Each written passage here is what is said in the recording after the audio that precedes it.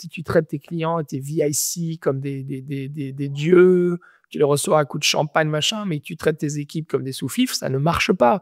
Si pendant le Covid, tu traites tes fournisseurs en lance-pierre, ça ne marche pas. Tous tes beaux discours d'inclusion, de RSE, de bienveillance, c'est de la foutaise. Si par contre, au-delà des grandes communications, je sais pas, mais tu te soucies vraiment d'eux, tu vas les voir, quand il y a des tensions, tu les appelles et autres.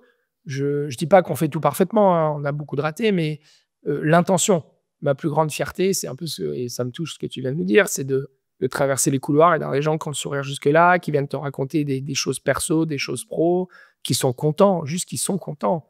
Pour moi, c'est un driver monumental, qu'ils soient contents de venir au travail.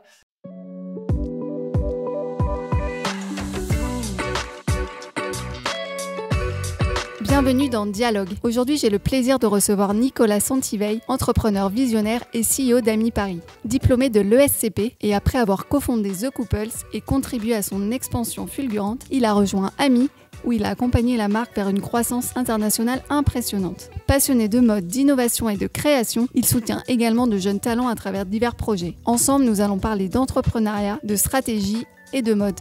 Alors bonne écoute!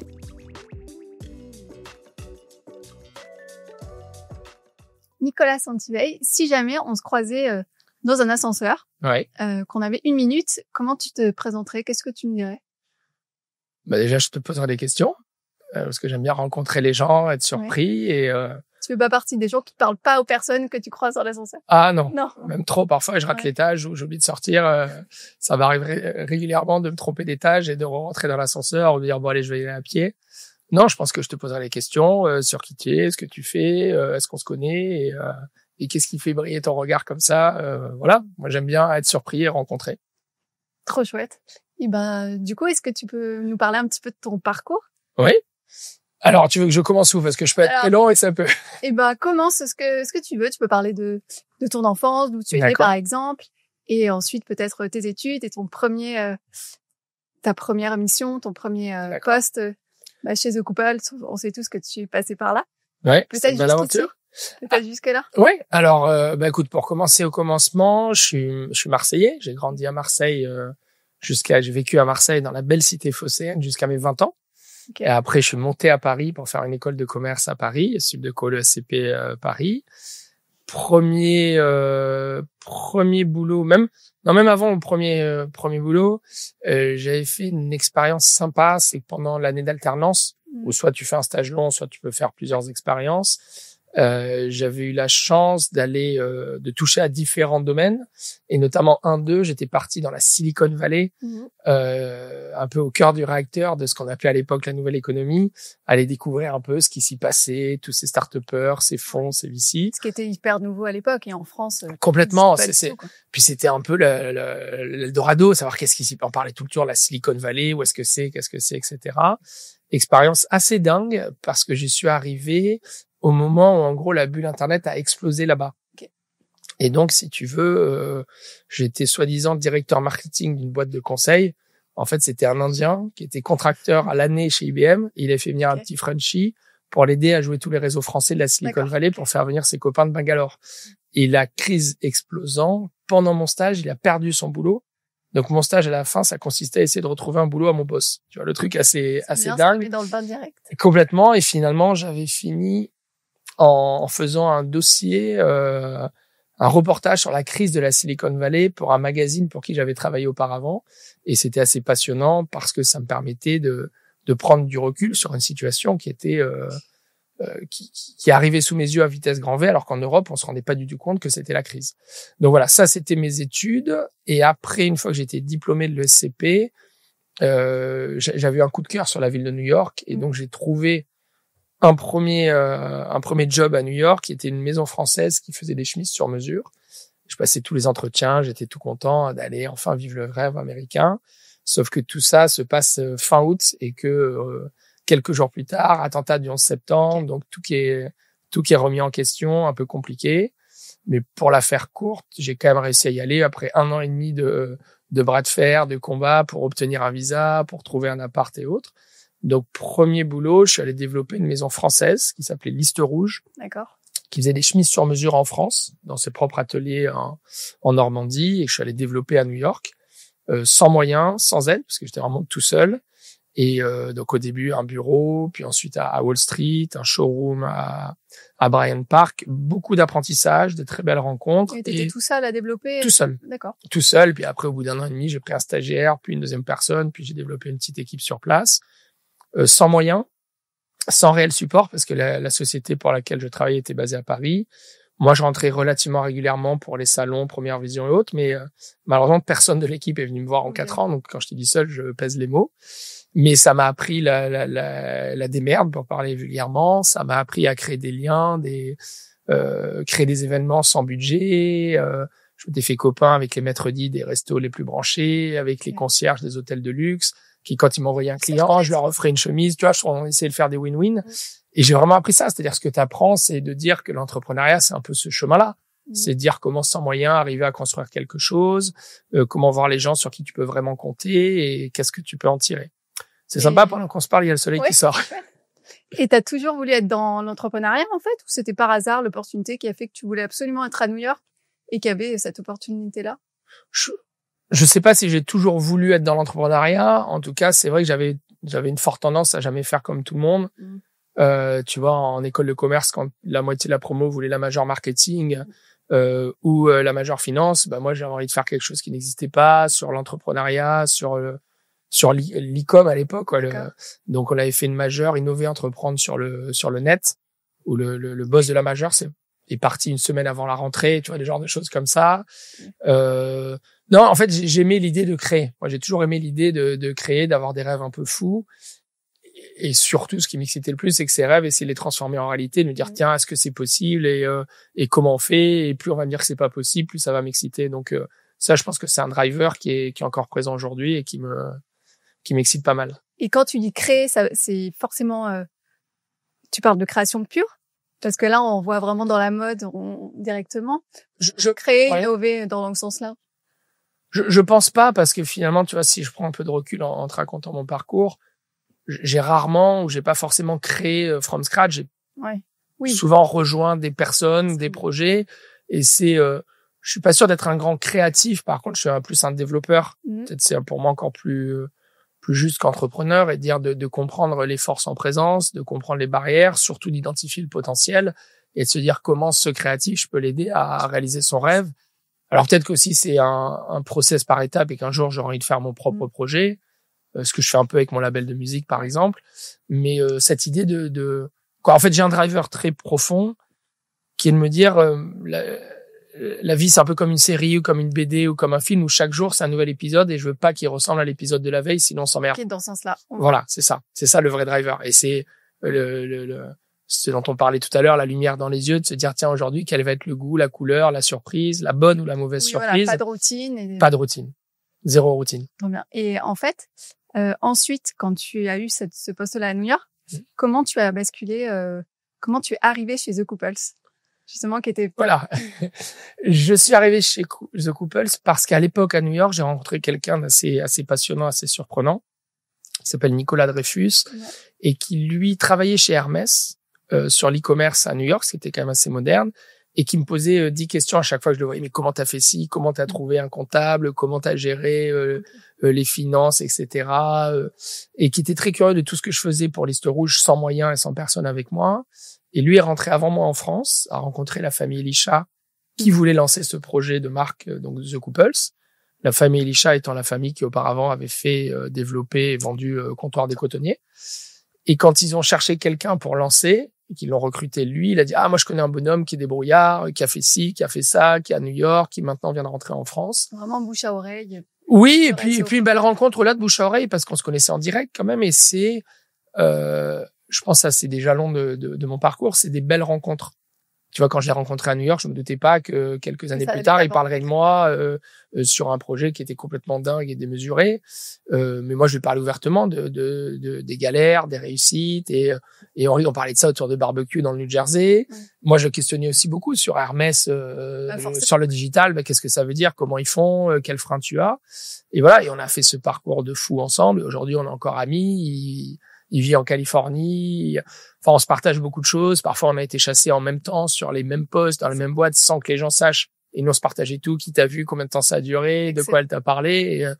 Et ça, ce sont des histoires qui durent. Et lui, il faisait partie de l'aventure aussi de Couples, il faisait partie. C'était le premier que la famille Elisha a recruté. Okay. Premier, en fait, c'était la famille, donc c'était essentiellement les 3 frères, Alexandre, Laurent et Raphaël. Et ils ont recruté 3 managers pour, on va dire, gérer / diriger la boîte sur la partie plus business et eux étaient plus sur la partie créa. Donc Nicolas Dreyfus, Emmanuel Stern, Nicolas Dreyfus plus sur le commercial.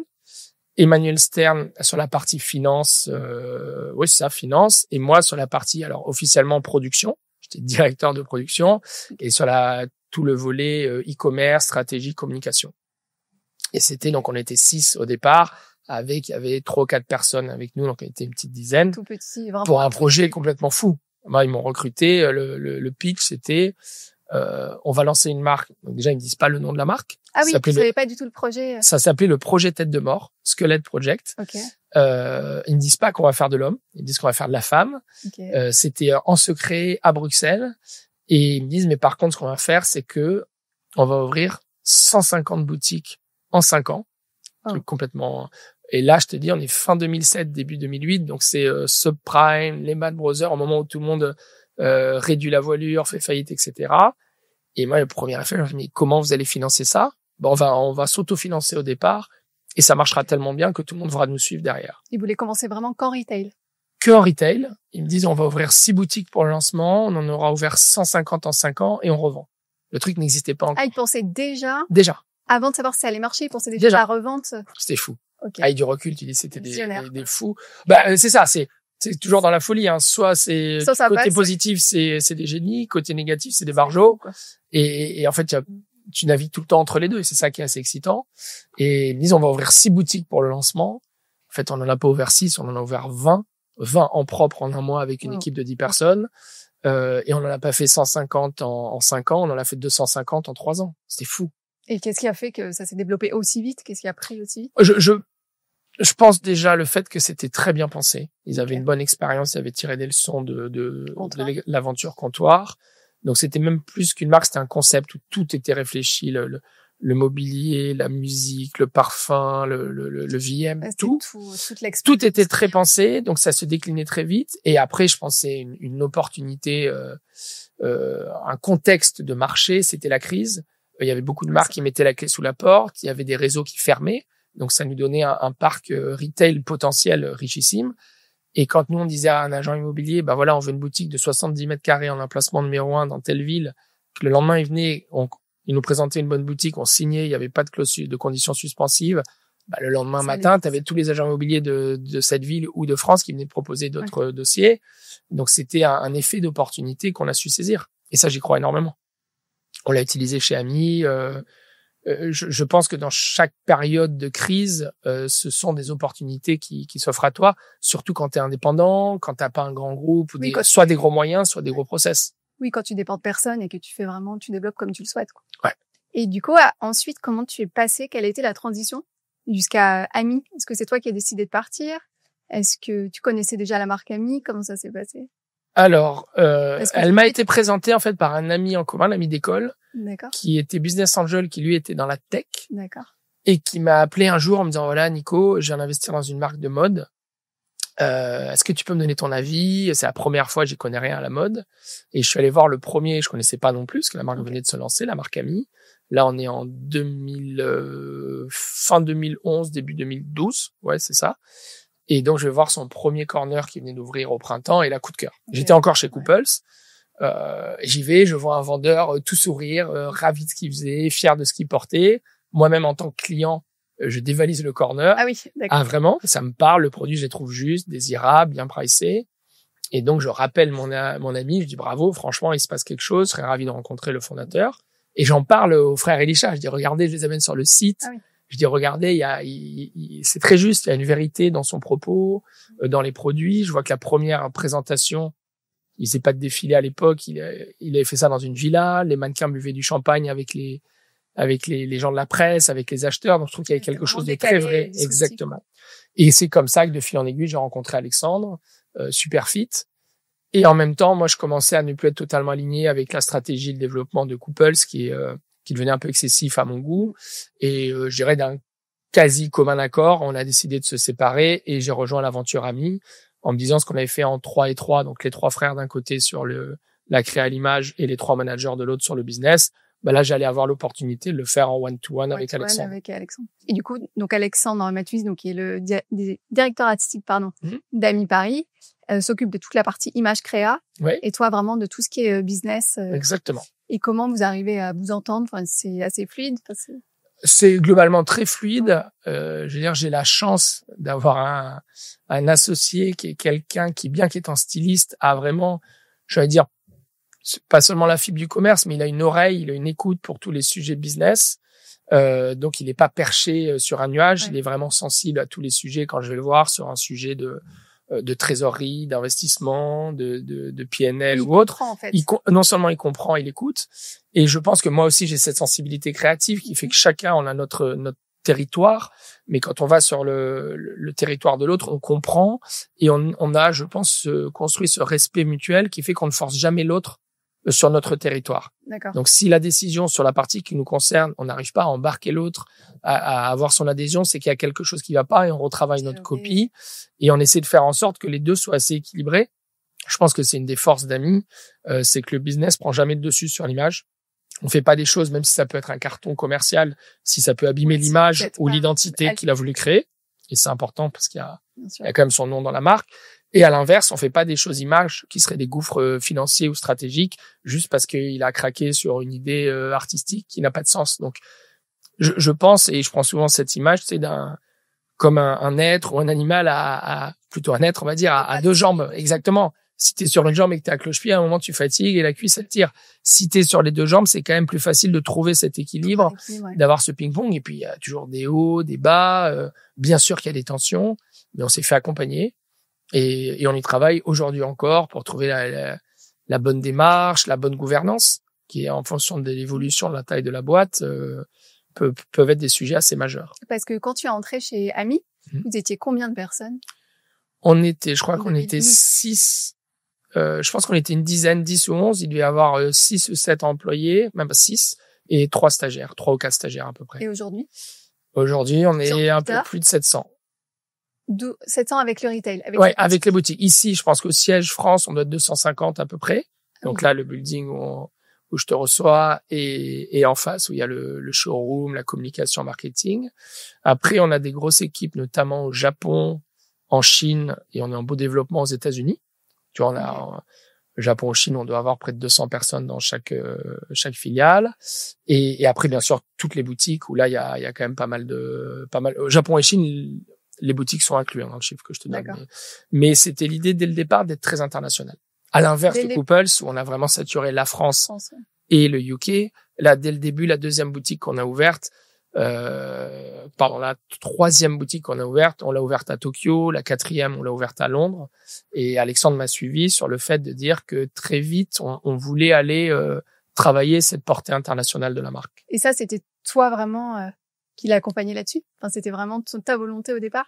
Lui, il voulait C'était partagé. Non, c'était partagé parce que quand je suis arrivé, c'est lui qui a lancé la marque. Moi, je suis arrivé un an et demi après. C'était que wholesale, mais c'était déjà international. Tu vois, il avait signé avec Corso Como en Corée. Bien sûr, Il avait signé avec Barneys aux États-Unis, avec Mr Porter en Angleterre. Donc, il avait déjà, je pense, cette vision ou cette compréhension. Et moi, c'était vraiment le contre-pied de Couples où je me suis dit, la marque Ami, les valeurs sont très saines et très claires, pas prétentieuses de faire plaisir, de bien habiller les gens. Ça parle à un Chinois, un Américain, un Français, un Italien. Donc, il faut, je trouvais ça intéressant d'aller très vite commencer à poser les premières pierres à l'étranger, même si c'était un peu plus compliqué à gérer, ça coûtait du temps et de l'argent. Mais aujourd'hui, on est content d'en tirer les fruits. Donc, Et c'est un peu la French Touch qui a plu aussi à l'étranger. Sur une marque vraiment parisienne, sobre, avec des belles lignes. Je pense on a cette chance-là d'être français, c'est que, en tout cas dans la mode et même plus largement dans les métiers de la création, il y a une reconnaissance pour ce savoir-faire français, pour cette culture, cette architecture, ce lifestyle, ce savoir-faire comme ils disent, et que Alexandre l'incarne à merveille et on essaie aussi nous de le mettre en musique, dans nos défilés, dans nos événements. On a quand même la chance, je t'en parlais quand tu es arrivé, de de travailler, de vivre dans un décor de cinéma. C'est absolument, on est Place des Victoires, c'est absolument magnifique. Et de savoir s'en réjouir, de pas l'oublier. Et ça, je pense que les étrangers y adhèrent et adorent. Donc c'est un levier qu'on a, c'est un levier qu'on entretient. Je te parlais aussi tout à l'heure du festival South by Southwest au Texas, d'être fier d'être français, mais pour les bonnes raisons. Pour des bonnes raisons et des raisons qui se partagent. Et justement, Ami Paris, qui est évidemment connu pour son logo mythique que tout le monde adore, donc ce A surplombé d'un cœur. Ouais. Ami de cœur, on l'appelle. Ami de cœur. Comment s'est créé ce logo? Quelle est son histoire, en fait? L'histoire est assez particulière, elle est assez singulière. C'est qu'en fait, pendant près de quasiment 8 ans, on n'avait pas de logo. Okay. Donc la marque s'est développée vraiment bouche à oreille. Il y avait peu de communication, pas de pub, 0 pub pendant 8 ans. Et la seule communication qu'on faisait, c'était essentiellement les défilés. Donc on faisait partie de l'agenda de la Paris Fashion Week à l'homme. À l'homme, ouais. Et puis au fur et à mesure qu'on a commencé à grandir, à se développer, on a fait des études, on questionnait nos clients, nos partenaires, et il y avait cette envie de signature, ce besoin d'avoir une espèce de signe de rassemblement, de dire voilà, j'en fais partie, ou je me suis payé un vêtement Ami, et j'ai envie de le savoir ou de le montrer suivant les aspirations. Et donc on y réfléchissait pas mal avec Alexandre, on réfléchissait à différentes idées, puis un jour il m'a appelé, il me fait Nicolas, viens voir. Il dit mais pourquoi on fait pas ça? Et en fait, ce logo là qui est discret ici en ton sur ton, oui. En fait, lui, c'est sa signature depuis qu'il est enfant. Pour te dire, le jour où il me fait venir dans son bureau pour en parler, il y avait même un tampon qu'il avait déjà et qu'il utilisait. Donc, à cette époque-là, chez Ami, pour valider tous les dessins du studio quand un modèle lui convenait, qui correspondait à ses attentes et le lancer en développement. Et plus jeune encore, il l'utilisait pour signer ses dessins, ses messages. Donc, en fait, on l'avait là. Mais là, on n'avait pas eu, ou il n'avait pas eu l'idée de l'utiliser. Et là, tout d'un coup, c'était comme une évidence. Et donc, il l'a fait, on a testé, d'abord en tout petit, en rouge, puis après, on l'a fait en oversize. Et en plus, il a eu le culot de le mettre dans un défilé. Ça, c'était l'hiver 18, en plus à la Cora Arena. Un défilé, on avait refait les toits de Paris avec une musique sublime. Moitié Eddie de Pretto, moitié Max Richter. Enfin, tout était aligné. Les planètes étaient vraiment alignées à ce moment-là. Et là, le logo a littéralement explosé. Ouais. Derrière Covid, où on voyage plus, on se déplace plus, on s'habille plus pour aller au travail, mais on a envie de choses cosy. Donc le pull oversize en hiver. Alors sur l'hiver au début, quand on est au début du Covid, le pull en laine bouillie avec le logo oversize et le col roulé, c'est vendu, mais on a été sold out. Au début, on avait dit à nos fournisseurs, on ralentit, on va voir ce qui se passe. On a dû lancer des réassorts pendant le Covid. Et comme tu le disais, version estivale, le hoodie. Et là, pareil, ça s'est vendu. Les gens étaient confort chez eux pour faire tes zooms et tout. T'as envie d'être bien. Et là, ça nous a dépassé. C'était fou. Et quand là, c'était vraiment digital, du coup, qui avait pris le volet. Alors, ou pas. C'était essentiellement digital en Europe, mais très vite, c'est reparti en Asie, où on avait eu la chance, ou le nez, ou un peu des deux, de faire un défilé et des événements en Asie. Voilà, on a fait un défilé à Shanghai, un événement à Séoul et une soirée assez dingue à Tokyo. Tout ça 15 jours avant le Covid en Asie. Mais pour revenir à ta question, quand vraiment on s'est pris le Covid en pleine face en Europe, l'Asie est repartie très vite. Et donc, pendant le Covid, on a ouvert, je crois, 11 boutiques en Chine, 6 boutiques en Corée. Ah oui. Et ça a été une traction phénoménale. Là encore, je dirais un effet d'opportunité parce que tous les Européens s'arrêtaient. Et nous, comme on venait de se lancer, qu'on avait fait un défilé, qu'on avait déjà des boutiques en local, on a eu des opportunités qu'on n'aurait jamais eu en temps normal. Donc, ça nous a tiré vers le haut. C'était en plus un signe de rassemblement, un logo. Et qui, comme je te dis, c'est pas un logo, en fait, c'est un symbole. C'est vraiment les valeurs, c'est la signature d'Alexandre. Il en est fier à tel point qu'il l'a mis dans un défilé. Ouais, et le logo est vraiment identifiable et parfois, même les personnes ne savent pas que c'est la marque Ami, mais savent le reconnaître, reconnaître le logo vraiment. Et comment vous faites justement avec Alexandre pour concilier créativité et à la fois rentabilité, que l'un ne dessert pas l'autre? Je pense qu'il a déjà un peu ça en lui. Ouais. Je te racontais notre rencontre là dans un café. La deuxième chose qu'il m'a dit, moi je suis styliste.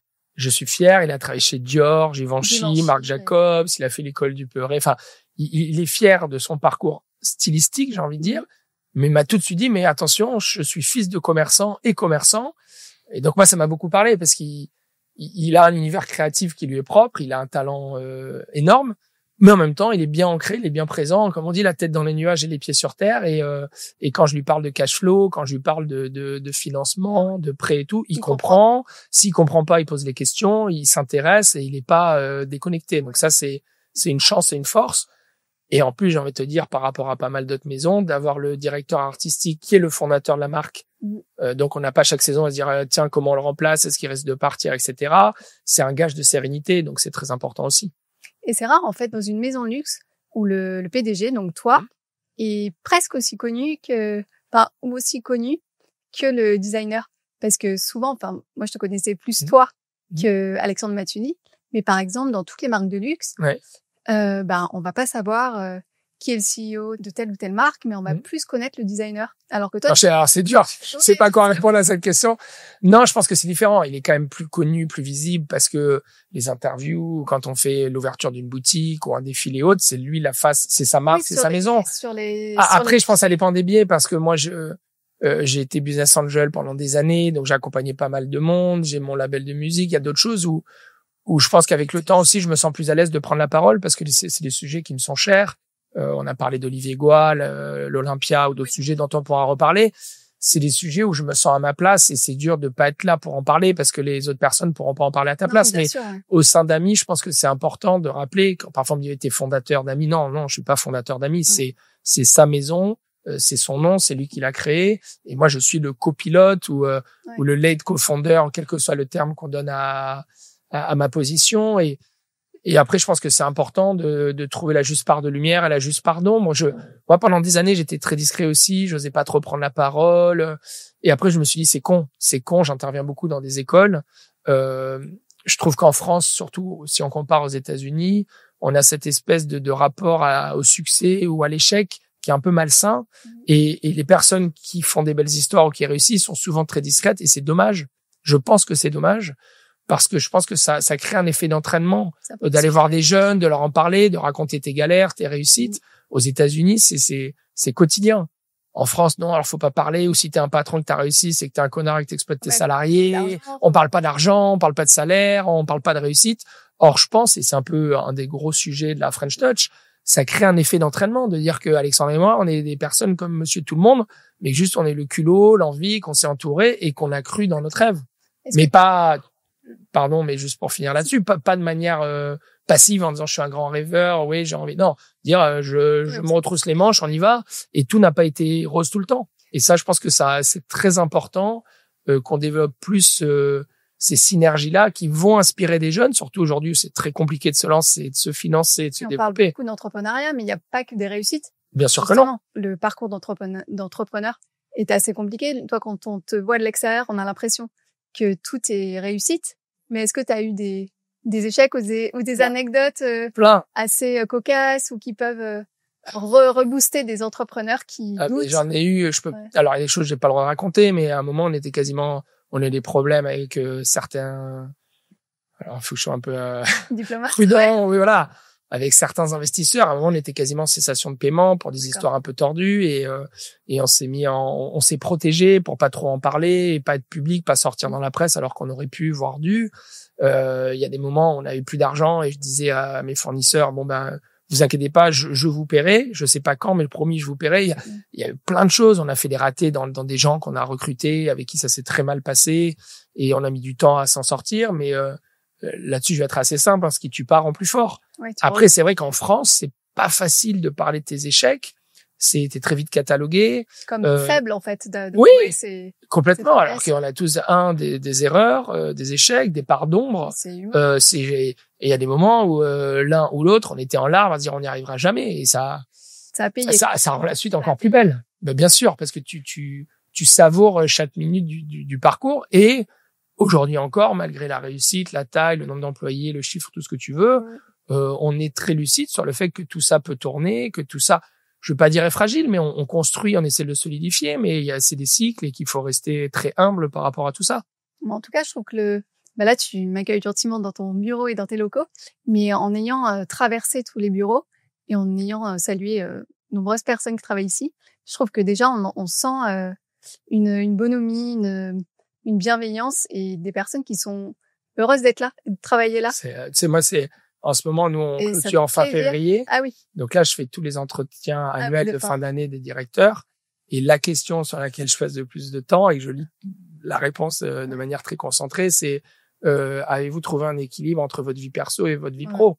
Pour moi, c'est la question Il y en a beaucoup qui posent cette question. Voilà, pour moi, c'est la question sur laquelle je passe le plus de la réponse sur laquelle je passe le plus de temps. Et je citerai pas de nom, mais j'ai 2 entretiens sur 3. On a fini en se faisant un hug où une personne était en larmes. Et pour moi, c'est Pour les bonnes raisons, en larmes. bien sûr, pour le plaisir de ce qu'on est en train de vivre ensemble. Et ça n'a pas de prix. Ça n'a pas de prix.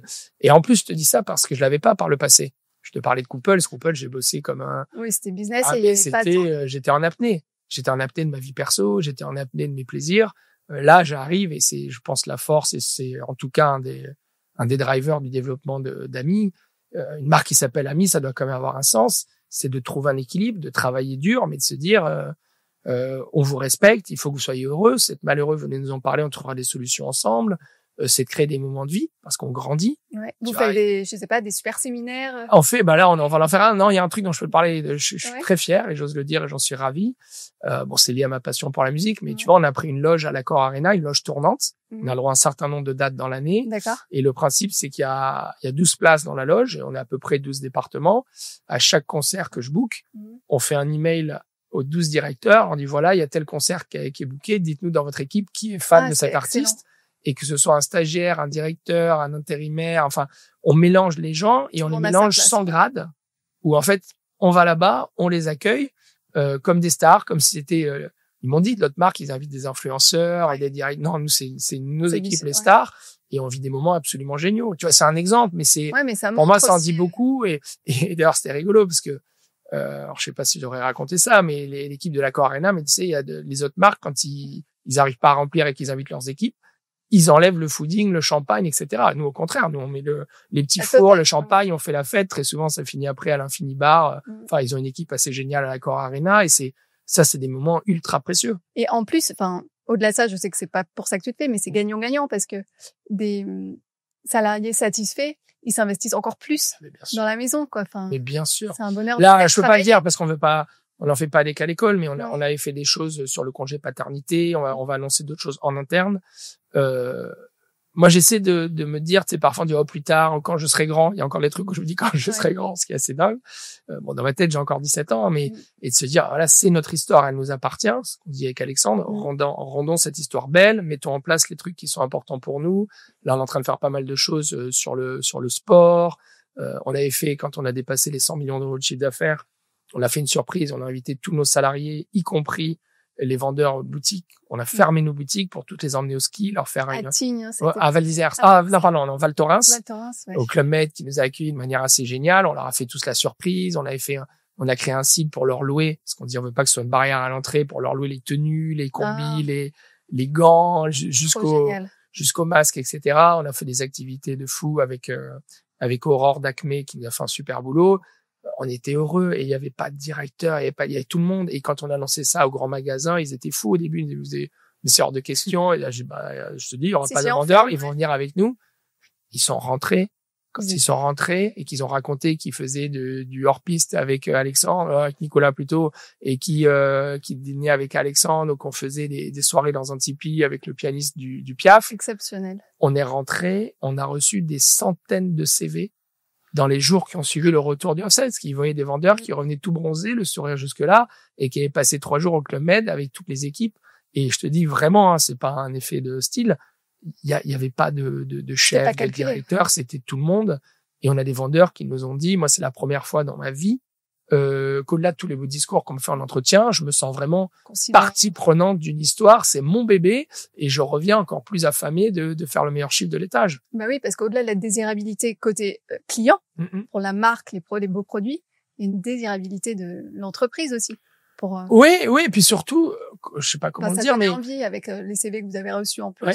Oui, et puis de cohérence. Surtout, je pense que pour moi, je sais pas si c'est difficulté ou challenge dans le développement d'une boîte ou d'une marque, c'est d'être cohérent. 1, dans la durée. 2, dans les régions, de pas raconter 3 histoires différentes en fonction que tu sois aux États-Unis, en Europe, en Asie.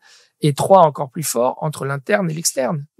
Si tu traites tes clients et tes VIC comme des dieux, tu les reçois à coups de champagne, machin, mais tu traites tes équipes comme des sous-fifres, ça ne marche pas. Ouais. Si pendant le Covid, tu traites tes fournisseurs en lance-pierre, ça ne marche pas. Tous tes beaux discours d'inclusion, de RSE, de bienveillance, c'est de la foutaise.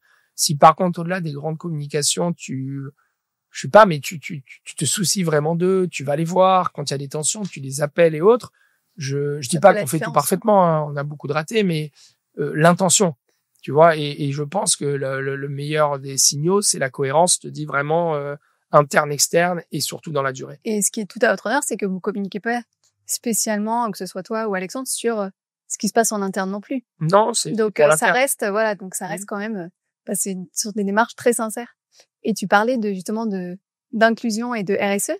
Qu'est-ce que vous faites chez AMI sur ces actions-là qui peuvent... Alors, je reprends ton point d'avant. Je vais pas dire que j'ai pas envie d'en parler, mais on a fait beaucoup de choses discrètement, dont on n'a pas trop parlé. Il y a beaucoup de choses qu'on n'a pas encore fait, sur lesquelles on travaille, sur la sensibilisation au handicap, sur l'accompagnement.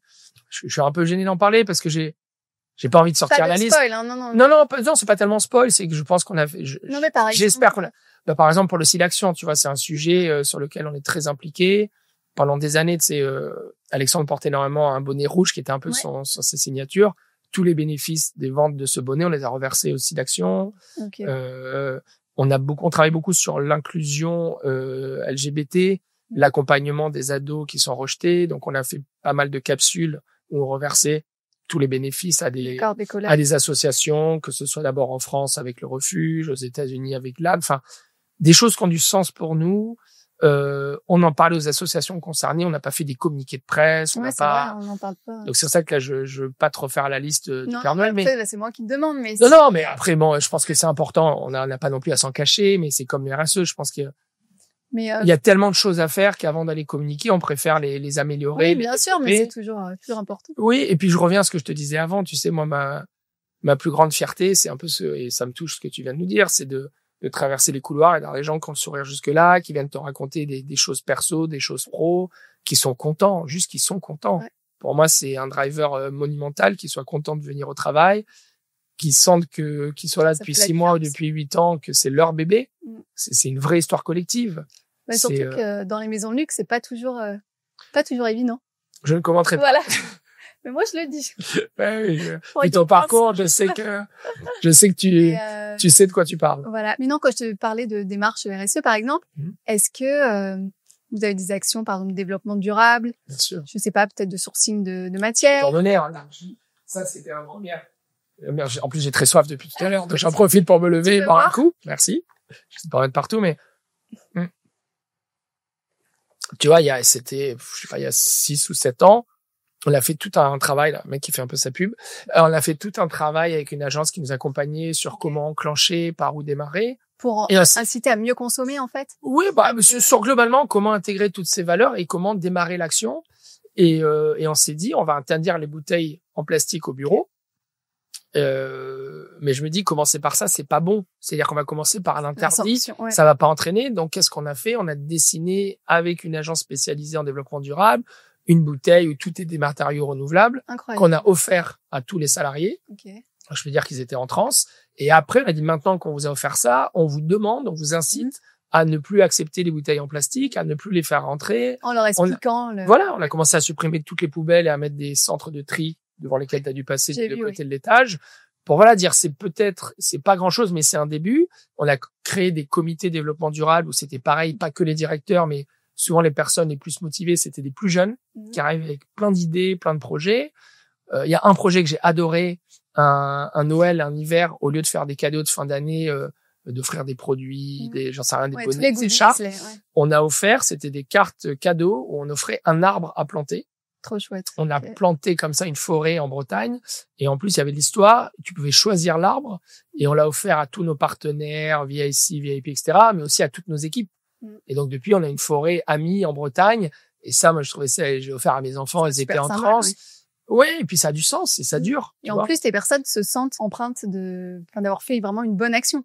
Oui, et puis quelque chose de concret aussi. Au-delà des discours et des mots, c'est quelque chose de factuel. Ils ont un arbre qui pousse, dont ils sont à l'origine. Ça, je trouve l'image assez géniale. Et quand on parlait justement de comportement responsable, vous, depuis peu, Chez Ami, vous pratiquez de la mode circulaire aussi. Ouais. Si vous faisiez la seconde main. Ouais, depuis peu, ça fait plus de 3 ans quand même. Hein. Ah oui. Mais... Non, je plaisante. Non, mais peu versus des sites de, oui. je sais pas, comme Vestiaire Collectif qui. Bien sûr. Donc c'est l'essence, c'est l'ADN, oui, bien sûr. Mais c'est chouette, c'est une oui, on l'avait enclenché avant de manière différente, tu vois. Nous on n'a jamais détruit la moindre marchandise.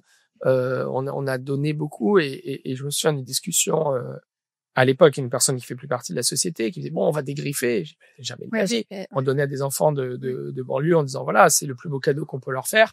Si on enlève l'étiquette, ça n'a plus la valeur du cadeau qu'on leur fait. Donc il y a pas à avoir honte. On est content et eux seront encore plus contents. Donc je veux pas faire celui qui donne des leçons, mais après je pense que c'est des questions de principe et il y a un élément qui est assez marquant, tu vois, c'est qu'il y a l'année dernière, on a décidé avec Alexandre, avec notre DRH, une personne précieuse et brillante, de réunir toutes les équipes. Là aussi, on a essayé de faire ça de manière assez ludique. Donc, au lieu de faire dans une salle de conférence, congrès et autres, on a fait ça dans un cinéma, au MK2 Odéon. Excellent. Et pour leur rappeler à la fois la mission d'Ami, les valeurs, vraiment on a mis les mots, on a expliqué comment ça se déclinait. On a appelé ça les principes managériaux, c'est-à-dire concrètement comment les incarner et dire que ce soit un vendeur, un directeur, on est tous responsables par notre comportement, par l'exemple qu'on donne. Et donc, le moindre petit faux pas peut envoyer un mauvais message. Et ça a été assez dingue, cet exercice. Après, on a fait un truc très sympa. On allait au Silencio des Prés, champagne, cocktail pour que tout le monde puisse... Il y a quand même beaucoup de champagne cocktail, depuis le début de la discussion. Écoute, la vie est une fête. La vie est une fête, ouais. Il faut. Vous avez bien raison. Il y a tellement de choses tristes et lugubres et stressantes autour de nous que de mettre un peu de bonheur et un peu de bulle au milieu de tout ça, on l'assume assez bien. Et je pense que, vu mon profil, tu vas pas être étonné de ma question. J'aimerais bien qu'on parle un petit peu mode inclusive. Ouais. Je trouve qu'aujourd'hui, dans la mode, il y a un manque de représentation de personnes en situation de handicap, que ce soit, tu sais, dans les campagnes de pub, dans les défilés, dans les créations. Ouais. Qu'est-ce que t'en penses? Est-ce que tu as le même avis que moi? Oui. Ouais. Je peux pas développer beaucoup plus parce que la partie artistique, c'est pas totalement. Non, mais c'est pas bon forcément ami, mais de partie plus générale, bien dans sûr. la mode. Non, je pense. Après, je suis une nature optimiste, donc je trouve que ça bouge. Je trouve que les Paralympiques ont valorisé et ont intégré ça de manière magnifique. Que des chanteurs comme Lucky Love, que ce qui s'est passé, la beauté. Je vois même le regard de mes enfants entre le début des Paralympiques et la fin des Paralympiques. Ils ont suivi, mais le plus jeune disait j'ai un peu peur et à la fin il trouvait ça magnifique. Donc je me dis le regard a évolué. C'est chouette. Alors après j'espère que c'est pas que des effets d'opportunité, marketing, etc. Mais en tout cas je trouve qu'il y a un regard différent sur le handicap et je suis assez optimiste pour la suite. Assez optimiste. Ça prendra du temps. C'est vrai que si on voyage, on se rend compte qu'en France on est vraiment en retard. Vraiment on est vraiment bien à la traîne.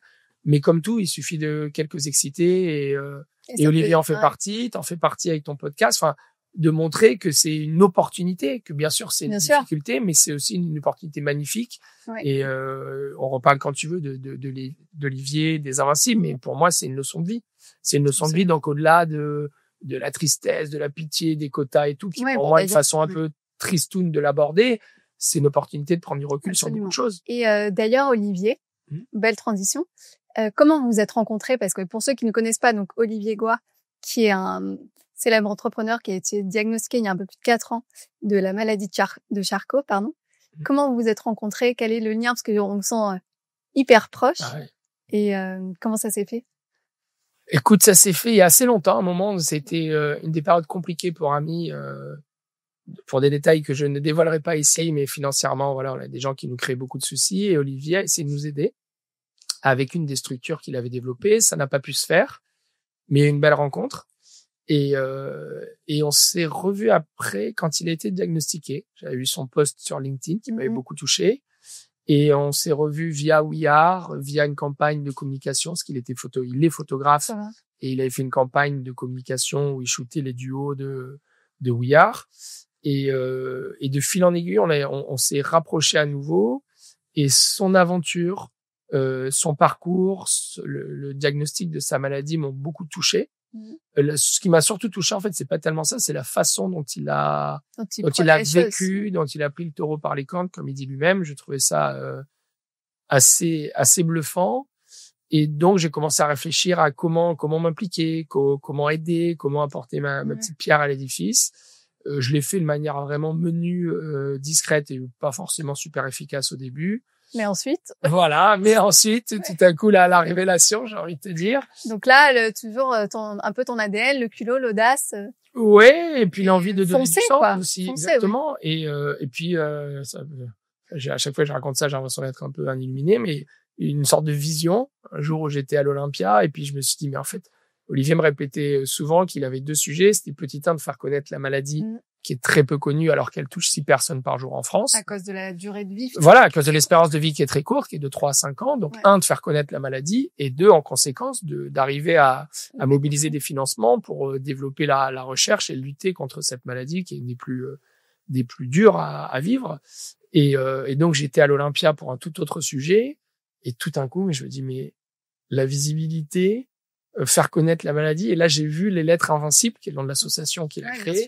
Dans ma tête, je les ai vues écrites en rouge sur la façade de l'Olympia. Et je me dis, c'est ça. Et ta passion pour la musique, du coup, t'as fait le... Bien sûr. Après, c'est une conjonction d'éléments qui font que, voilà, à ce moment-là, j'y ai cru. J'avais envie de faire quelque chose. Ça faisait des mois que je réfléchissais à comment faire quelque chose qui aurait plus de portée. Et j'ai eu cette idée. Je l'ai partagée avec la directrice de l'Olympia, qui est comment une excitée et qui est une nana absolument géniale, Audrey, et qui m'a dit, écoute, Nicolas, on est complet, mais donne-moi 2-3 jours et je vais réfléchir. Il se trouve qu'elle avait des gens en plus dans son entourage qui étaient touchés par cette maladie. Donc, elle a tout retourné. Elle nous a trouvé une date et en quelques semaines, on a monté un projet de fou. C'est-à-dire qu'entre fin juin, début juillet et octobre, on a fait venir 27 artistes, tous bénévoles, j'insiste, tous bénévoles. Oui, pas des moindres, entre Louane, Zao de Sagazan, Eddie de Preto, Julien Granel qui a retourné l'Olympia, qui a fait se levier tout le monde, Xavier Polycarpe qui a coupé l'Olympia en 3, qui a fait une espèce de chorale live, c'était exceptionnel. On a réussi à embarquer 2 chaînes de télé, le concert a été retransmis, enfin, c'était fou. Et même des personnes de la musique qui bossent depuis 30-40 ans dans le truc m'ont dit, t'es un barjo. Certains m'ont dit, t'es un barjo, on te suit. D'autres m'ont dit, t'es un barjo, on va voir si t'y arrives. Et ils m'ont pas trop aidé. Et le résultat, c'est que on a mis les places en vente. On était sold out en 4 jours. On a fait venir 27 artistes exceptionnels qui sont tous venus pour les bonnes raisons. C'est-à-dire qu'ils n'étaient pas rémunérés, pas ni le la préparation, c'est des répétitions. Moi, j'ai pas dormi de juillet à septembre, mais il y avait en plus les JO au milieu de tout ça. Mais le résultat, quand tu vois l'ambiance qui est régnée à l'Olympia, le regard, quand on a fait monter sur scène Olivier, Ludo et John, les trois fondateurs d'Invincible, avec leurs compagnes, quand on a vu la qualité des artistes, l'énergie qui régnait ce soir-là, c'était et surtout, tu vois, je voudrais insister pour revenir sur ta question précédente. Je pense que la beauté de cet événement, c'est que non seulement, bien sûr, ça a servi la cause des Invincibles, donc de la maladie de Charcot que ça a mis en lumière, parce qu'on a eu des millions de vues, de streams sur les réseaux sociaux. On a fait des interviews croisées avec Olivier, retransmission télé sur W9 et merci au groupe N6 qui nous a suivis dès le départ, puis sur France Télévisions, Culture Box et autres. Tous les réseaux sociaux aussi. Tous les réseaux sociaux continuent, on dépasse le 1 000 000 de vues, etc. Et ça continue parce que je te dirai après, on va aussi sortir des singles et un album du concert, live, un peu comme dans les années 80 avec les applaudissements, les ratés et tout. Mais la beauté de l'exercice, c'est que ça a touché bien sûr les malades, ça a énormément touché les aidants. Oui, pour une fois, grâce aux malades, ont vu quelque chose de beau, de grand, ont vécu leurs rêves, ont rencontré des artistes dont ils sont fans. Donc ça, je trouve ça assez génial. Et 3, et je parle en mon nom aussi, ont énormément touché des valides. Ouais, bien sûr, qui se sont dit, ça donne un recul différent sur le handicap, sur le bonheur, sur l'intensité de ce qu'on peut construire avec des gens différents. Et la différence devient une force, quoi. Je suis peut-être maladroit dans les mots, mais cette différence devient une opportunité. Quand quelqu'un comme Olivier te dit, moi, je vais faire un pied de nez à la vie, je vais la rendre encore plus belle, encore plus intense, alors que mes jours me sont comptés. Et toi, tu dis, qu'est-ce que moi, avec mon petit mal de dos, mes petits stress, trucs, allez, on va se détendre un coup et on va accueillir la vie. C'est exceptionnel, sa façon de penser. Énormément touché. Ma vie a une autre couleur, une autre saveur depuis que j'ai fait ce projet avec Olivier. Et c'est la première fois que tu étais confronté au handicap? D'aussi près? Au handicap, oui. À la maladie, j'ai déjà été confronté à plusieurs reprises à des maladies dures. Mais une maladie qui a une conséquence handicap, oui. Et tout de suite, est-ce que tu as su comment te comporter avec lui? Bien sûr que non.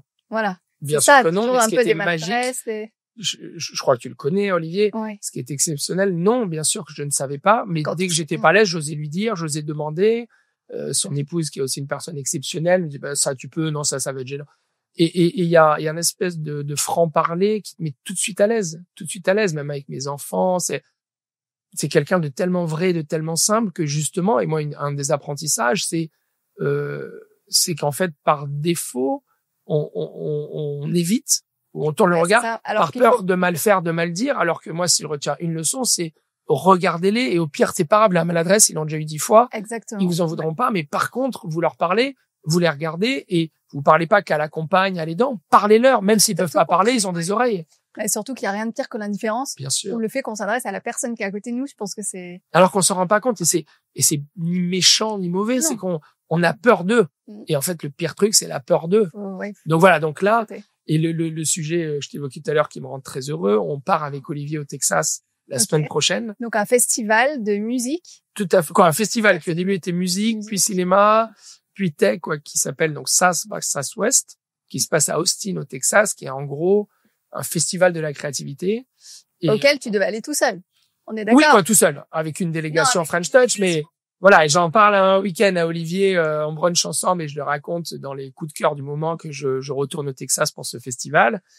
Et je lui raconte les rencontres, toutes les conférences que tu passes d'un concert de folk avec des cow-boys en boots et en Stetson à le dernier concept car de Porsche, une conférence sur les voitures indépendantes. Et tu te cultives, tu te stimules le cerveau avec une intensité complètement dingue. La ville est un festival. Et je lui dis, j'ai la mauvaise ou plutôt la bonne idée de lui dire, c'est une chose à faire une fois dans ta vie. Et le lendemain, bien sûr, Olivier, il avait tout organisé. Il avait appelé les personnes avec qui on organise ce voyage pour se joindre à nous. Donc, quand j'ai appris ça, moi, je devais faire une table ronde sur la French Touch, la multidisciplinarité. Non, tu vois, j'arrive toujours pas à le dire. C'est passé. Et finalement, j'ai tout annulé pour faire une table ronde avec Olivier, sur lequel nous rejoint quelqu'un de très médiatisé, très intéressant, très intelligent. On l'annoncera un peu plus tard, donc je dis pas son nom pour l'instant. Et je me dis, c'est absolument génial. Pour moi, j'adore déjà aller là-bas. Ça me stimule, ça m'ouvre sur plein d'horizons, mais d'y aller en plus avec Olivier. Ça a beaucoup de sens. D'avoir cette visibilité et si on y arrive, et j'espère faire les ponts avec les États-Unis où là-bas il y a aussi beaucoup de recherches sur cette maladie, c'est absolument génial. Et c'est une façon nouvelle de faire rayonner la French Touch aussi. Olivier, c'est un des plus gros ambassadeurs de la French Touch. Et tu sais, la petite particularité dans le dialogue, c'est que l'invité me pose à son tour des questions. Oui. Alors, je t'écoute, on change les rôles. Waouh. Tout ce que tu veux, n'importe, c'est pas de... je dirais, qu'est-ce qui, compte tenu de ton parcours et ton expérience, notamment dans le luxe, et les personnes que tu rencontres par ton podcast ou tout ce que tu as pu voir ces derniers mois, qu'est-ce qui te rend optimiste ou quel progrès concret tu as pu voir ou tu espères voir dans les mois, dans les années qui viennent? Ce qui me rend optimiste, c'est quand je vois ce qui se passe au niveau innovation et technologie, notamment au service du handicap, parce que c'est ce que je touche de plus près, parce que c'est vrai qu'on parle toujours d'intelligence artificielle avec ses risques, ses dérives, mais il y a quand même beaucoup de positifs, notamment quand ça sert le handicap et que ça aide à améliorer la qualité de vie en fait des personnes concernées. Typiquement Olivier Goa avec l'intelligence artificielle qui lui permet de parler bien et dans toutes les langues. C'est un confort exceptionnel. Les exosquelettes, les innovations pour déficients visuels par exemple. Enfin, je trouve que niveau innovation, je pense qu'on est très fort, même en France, qu'on n'a pas besoin forcément d'aller chercher ni aux États-Unis ni en Asie, qu'on est quand même très fort. Et ça, je suis assez optimiste là-dessus. Après, j'ai rencontré pas mal de personnes qui étaient très responsables par rapport à l'environnement et au réchauffement climatique, etc. Et là, pour le coup, c'est pas très optimiste. D'accord. Mais alors, ma question, c'était sur le tir. Attention, hein. Moi, je suis très dur dans les podcasts. Hein. Faut pas dévier sur le pessimisme. Optimiste. Mais au contraire, ça donne de l'espoir parce que ça montre toutes les bonnes pratiques qu'il faut adopter. Ça montre aussi qu'il y a des gros collectifs qui incluent tous les directeurs RSE en fait des boîtes de toutes les grandes entreprises, qui s'appelle le collège des directeurs du développement durable. Et en fait, on voit que tout le monde est sur la même voie et ça donne beaucoup d'espoir parce que même si on sait ce qu'il en est de la planète. Ouais. On voit que tous les grands groupes, tous les secteurs, quelle que soit l'industrie, avancent dans le même sens. Et ça, c'est quand même ultra positif. Ça fait plaisir. Ça va, j'ai rebondi. Ouais, t'as fini sur le positif. Il y a un petit biais à un moment, c'était pas loin de partir en pessimiste. J'ai un peu vrillé, là. Une deuxième question qui est peut-être plus perso. Ouais. Je sais pas si. Bien sûr, mais est-ce qu'il y a des moments où, par rapport à ton expérience, ton handicap, t'as été genre un peu, je vais pas dire démotivé, mais t'as envie de jeter l'éponge, j'ai un ras-le-bol, c'est trop dur. Et qu'est-ce qui, dans ces cas-là, est ta petite recette miracle? Est-ce que c'est des gens? Est-ce que c'est une idée? Est-ce que c'est une conviction en interne? Qu'est-ce qui ranime ta flamme dans ces cas-là? Alors, j'ai rarement des moments où je trouve que c'est, oui, bien sûr, le quotidien est pas évident. Ouais. Et c'est souvent pas facile. Mais j'ai rarement des moments vraiment de down. D'accord. Où je me dis, bon, allez, j'en ai marre, j'arrête. Mais ce qui va plus me gêner, c'est la partie, au-delà du manque d'accessibilité parce que ça, c'est un fait, je reviens pas dessus, mais c'est plus le fait que tout est lent. Enfin, tout va me prendre du temps pour me préparer, je sais pas, pour me maquiller, pour manger, tous mes gestes sont lents et je peux pas aller vite. Si je suis en retard, je peux pas aller vite. D'accord, il y a pas de raccourci. Je peux pas. Non, c'est toujours ce fait moi, j'ai toujours été ultra hyperactive, hyper speed, hyper sportive. Et là, le fait d'être au ralenti et de dépendre un peu de cette lenteur-là par mes mouvements qui sont limités, c'est plus ça qui te pèse. Ouais. Et du coup, pour repartir, être positive, oui, j'essaie de relativiser. Et en fait, ce que je me dis, c'est que ça sert à rien de me morfondre parce que ça va me finir deux fois. En plus, c'est un peu la double peine. Si déjà que la situation, c'est un peu la loose parfois. Si en plus, moi, je rajoute cette seconde charge, j'alimente ça, je cultive ça, on s'en sort pas, quoi. Mais en fait, mais c'est rigolo parce que tu vois, en te posant la question, je me refaisais tes posts sur LinkedIn et je trouve que même les coups de gueule que tu partages, ils sont positifs au final. Parce que c'est presque des déclencheurs, vu la tonalité avec laquelle on se connaissait pas. Moi, je t'avais vu, je te suivais, je regardais sur LinkedIn avant qu'on s'écrive. D'ailleurs, c'était même pas sur LinkedIn, c'est sur Instagram. Sur Insta, écrit. Et je trouvais ça assez rigolo parce que finalement, t'as cet optimisme qui ressort même dans tes coups de gueule. Ouais, et puis je trouve que c'est pas dans ma façon d'être, de me plaindre, d'être négative. Et en plus, je trouve que ça n'apporte rien. La personne qui reçoit l'information, elle a une dose de négatif qui arrive. Ça aide pas. Et puis on en a suffisamment autour de nous. Voilà, et ça aide pas à faire passer les messages que je veux faire passer. Je comprends. Donc c'est perdant pour tout. Enfin, ça sert à rien. Et dernière question, ce que tu avais dit, toi, un projet fou, une idée folle, un truc que t'as en toi et que t'as pas encore réalisé ou défiler pour amis. Intéressant. Je passerai le message. T'as compris que c'est la partie artistique. C'est pas moi qui ai le dernier mot, bien évidemment. Chacun son truc, mais je passerai le message. On m'en a invité. Ça, je peux le recevoir. Non, plus sérieusement, moi, c'est la partie voyage. Je voyageais énormément. Je suis une folle d'Amérique du Sud et du Mexique. Et j'adorerais pouvoir y retourner. Donc, c'est de l'orga, c'est pas impossible. C'est l'organisation, mais moi, c'est vraiment ça. Revoyager. D'accord. Te permettre d'arriver. Moi, c'est là-dessus qu'Olivier me bluffe, parce que tu vois, quand je lui parle du Texas, je vais même pas proposer autre, parce que déjà que pour un valide, c'est compliqué. T'as pas de vol direct, t'as des connexions à Dallas, Atlanta, c'est une tannée. Après, arrivé là-bas aux États-Unis, tout est quand même beaucoup mieux fait pour l'accueil et les verts. Ah oui. Il paraît, Ça, c'est vraiment, ils rigolent pas avec les normes et autres. Mais, non, mais je comprends. Le Mexique, je ne sais pas, mais je comprends cette envie de lointain. De repartir, parce que mon accident, je l'ai eu il y a à peu près 7 ans. Et j'ai jamais fait de voyage, un peu, waouh, quoi. Moi, je suis originaire d'à côté de Nice, Saint-Paul-de-Vence. Donc voilà, sud-est aussi. Donc j'y retourne toutes les vacances. Donc c'est très chouette, je m'en plains pas, c'est un super cadre. Mais j'ai envie de découvrir. Voilà. Très clair. Mais je pense que c'est comme je vais pas faire de parallèle ridicule, mais c'est une question aussi après d'organisation et de temps, parce que je reprends ta réponse précédente, c'est tu sais que c'est plus long, tu sais que c'est plus compliqué, que c'est plus cher aussi par rapport à tout ce que ça nécessite, mais c'est possible. C'est possible et c'est de l'orga et je suis toujours impatiente et finalement ça va pas avec ma condition parce que je suis obligée de l'être patiente et donc je m'énerve vite. Je comprends. Et donc ça se West l'année prochaine. Comme ça t'as le temps de l'organiser, t'as le temps de réfléchir. Moi j'ai le temps de te relancer. Allez, parfait. On fera une Paris, table ronde. Pourquoi pas. Okay. Tu verras avec la personne qui nous rejoint, là, qui te racontera lui ce qu'il a fait. Ouais. Mais comme ça te permettra, comme lui c'est quelqu'un d'assez visible, médiatisé, de vivre à distance et de voir que ce soit ça ou le Mexique. Hein. Peut-être qu'il y a des choses très belles. Ouais, ou ailleurs. Mais aller au Mexique, et en plus en ce moment, le nombre d'artistes français qui vont s'installer là-bas, c'est absolument phénoménal. Tu connais pas du tout? Si, moi je connais. J'y suis allé il y a pas très longtemps avec ma famille en vacances. J'adore. Moi, je suis un grand fan, mais sur le côté beaucoup plus, justement, French Touch. Ah oui. French Touch, ils adorent les Français. Ah, bien sûr. Puis il y a un terreau créatif là-bas qui est assez génial. Donc ok, j'enregistre. Voilà. Et enfin, ouais. Pour finir, c'est qui ton meilleur ami? Parce qu'on parle d'amis tout à l'heure, mais côté amitié. Ah, j'en ai plusieurs et je trouve ça finalement, tu vois, pendant des années, oh là, est-ce que c'est lui? Ouais. J'en ai beaucoup en fait. Oui, pas on s'en fiche, mais le côté meilleur, ça implique une classification et j'allais dire, il y a des choses très différentes. J'ai des amis proches depuis que je suis depuis que j'étais en prépa. On est neuf potes.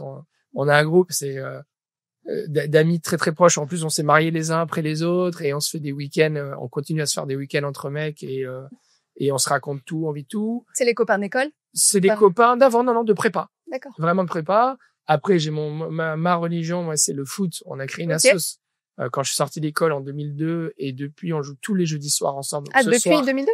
Depuis 2002, depuis 22 ans. Excellent, ok. On joue ensemble, on a créé une association, on joue porte dauphine entre nous, après on va dîner ensemble. Excellent. Parfois ça dérape un peu plus, mais... Donc encore... de l'amitié, du sport. Ah, mais j'ose plus parler d'alcool parce qu'après je vais être catalogué. Non, mais c'est du sport d'abord. C'est d'abord du sport, c'est de l'amitié, mais c'est très fort parce qu'il y a plein de profils différents. Il y a des architectes, il y a des écoles de commerce, écoles d'ingénieurs, des entrepreneurs, des politiques. C'est un jeu mélange, mais le lien, même au-delà du foot, c'est l'amitié. Ça, pour moi, et pas forcément, parlez pas forcément de boulot, mais on parle de tout. On parle de tout dans un terrain de confiance. C'est plus important la valeur, la confiance des nouvelles personnes que leur niveau sur un terrain de foot. Et par cette association, il y a des personnes qui ont perdu leur boulot, qui en ont trouvé un autre. Okay. Il y a des personnes qui ont divorcé, qui étaient dépressives, qui ont réussi à relancer leur vie, à se remettre en couple. Oui, parce déjà, c'est pas facile de s'organiser pour faire du sport ou pour voir tes copains. Quand t'es en école ou t'es étudiant, c'est simple. Quand t'es, actif, papa, t'as des responsabilités, des déplacements, la fatigue, c'est moins facile.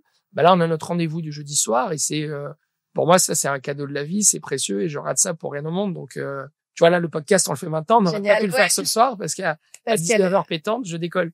Merci, Nicolas. Merci beaucoup à toi d'être venu jusqu'ici. Merci de m'avoir ravi de cette rencontre parce qu'on s'était jamais vu dans la vraie vie. Non, on s'est jamais vu. Je voulais absolument t'avoir. Tu faisais partie vraiment de mes top guests. J'étais allée, au Big exprès pour essayer de te voir. Je t'avais loupé. Ah oui, c'était intense. Cette année, c'était très intense. Comme c'était en plus juste après l'Olympia, c'était la même semaine. Là, et en plus, à l'Olympia, je devais venir.